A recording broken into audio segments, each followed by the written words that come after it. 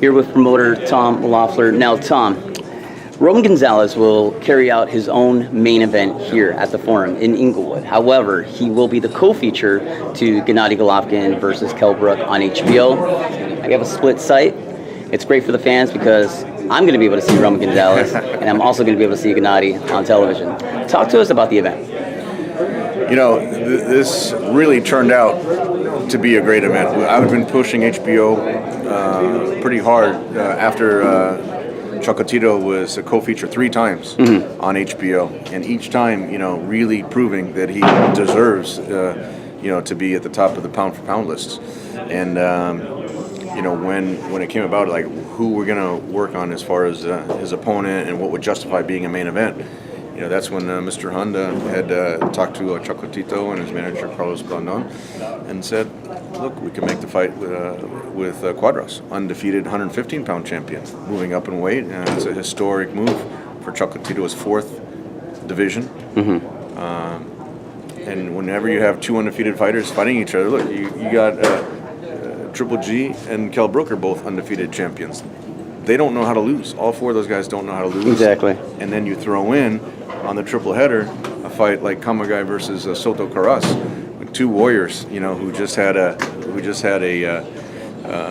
draw, in a war. I mean, that's going to be a treat for the fans. Well, you can't argue with that triple header. Let's talk about fighters moving up in weight. Gonzalez, he's moving up only 3 pounds. You got Ggg-Brook, who's moving up 13 pounds. Right. I mean, historically, fighters in the past have always, and will continue, moving up in weight in order to accomplish something in boxing that most fighters don't, is taking titles in other weight classes, becoming a 2-division champion, a 3-division champion. Sure. Why is it so hard for fight fans to understand a welterweight champion wanting to go up in weight and win a middleweight crown? It's been done before. Well, it's been done before, and it's been done successfully. Some of the greatest fights in history, with Ray Leonard moving up and beating Hagler. Look, I used to work with Shane Mosley, and Shane moved up from lightweight to welterweight. That's exactly. 12 pounds. Exactly. And he was successful at Staples Center. So, look, Adrian Broner moved up from 135 to 147, and was able to successfully beat Paulie. So, it's I don't know why.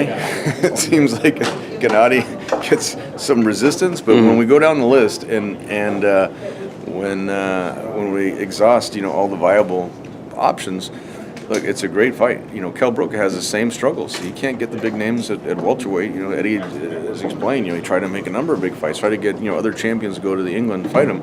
So Gennady's going to the UK. I think it balances out quite a bit. Sure, Gennady, Ggg-Brook's moving up in weight, but Gennady's going over to his home country and fighting over there. That gives Kell a big, hometown advantage, with the fans, with the travel, with the time difference.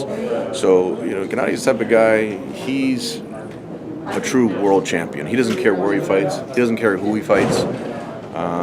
We try to make the deals that make sense for the opponents to get in the ring with them. And look, it's just my job to make the fights with the guys who actually sign the contract. I don't want to sit there and badmouth other fighters. It's their choice not to get in the ring with Gennady. But the frustrating part, or maybe the interesting part, is when fighters actually get vocal and say we'll fight them, and then when it comes to signing a contract, it doesn't happen. Or when we announce a fight, and then either we get offers or we get other fighters calling them out when there's it's safe not to fight them. So who knows? I mean, it's one of those things. But we just have to look. In a 4-year time period since he made his HBO debut, Gennady's become one of the most marketable fighters in the sport of boxing. This will be his 3rd sold-out arena in a row, 4th overall sold-out arena, and when in two countries, 3 different cities. When you have that type of international popularity, we just continue to try to build his career with every fight. Tom, let me ask you a question here. Let's take Gennady Golovkin out of the equation. He is not fighting Ggg-Brook. Okay. Ggg-Brook decides that he wants to move up in weight and fight BJ Saunders. I think you and I would be having a completely different conversation, and I don't think fight fans would be so eager to be putting down that fight. If he was fighting BJ Saunders, right. I don't think PJ Saunders or I don't think it would be an outcry. Or Danny Jacobs. I mean, all of those guys. I really don't believe it would be an outcry. But since Gennady is a puncher and a monster, suddenly it's a mismatch. Look, when you have 22 knockouts in a row, it makes people a little bit hesitant to get in the ring with Gennady. I mean, Gennady's knocking out guys that have never been knocked out in their career.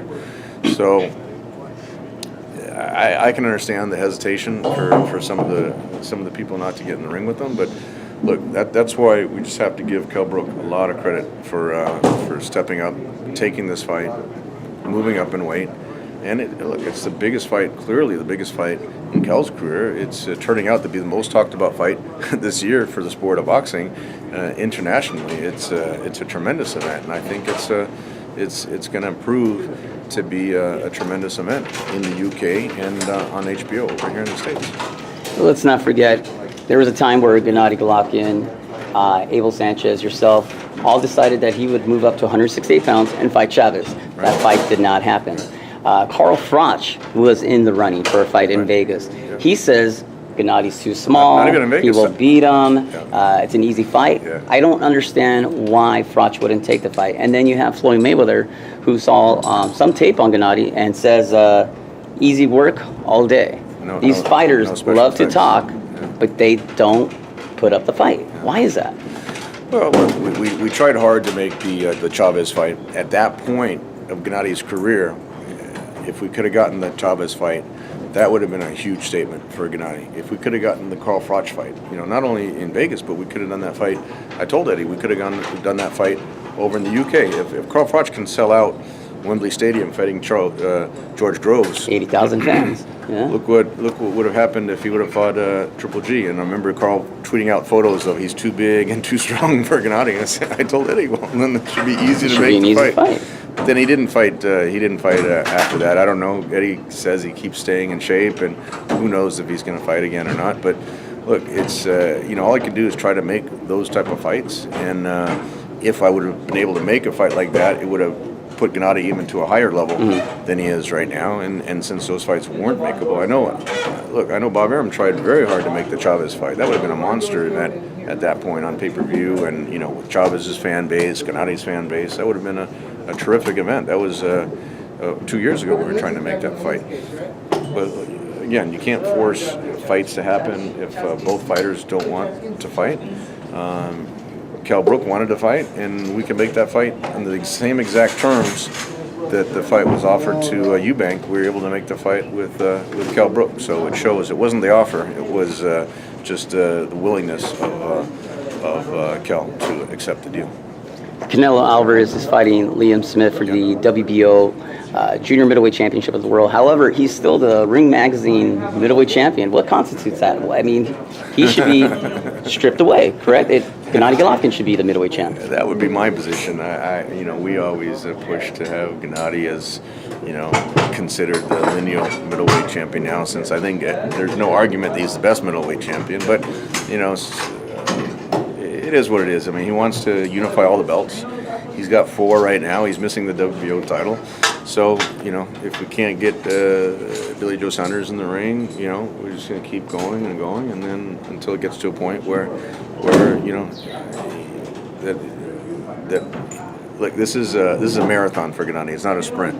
Mm-hmm. So I firmly believe he'll be able to unify all the titles, and after this event, if he's successful in London, then we'll plan another event for him over here. WBA is talking about fighting Danny Jacobs. Love that fight. That's a great fight. Jacobs had look. First of all, he's a great representative for the sport of boxing. He had a tremendous knockout over Peter Quillen, who was also undefeated at the time, and Danny is a likable guy.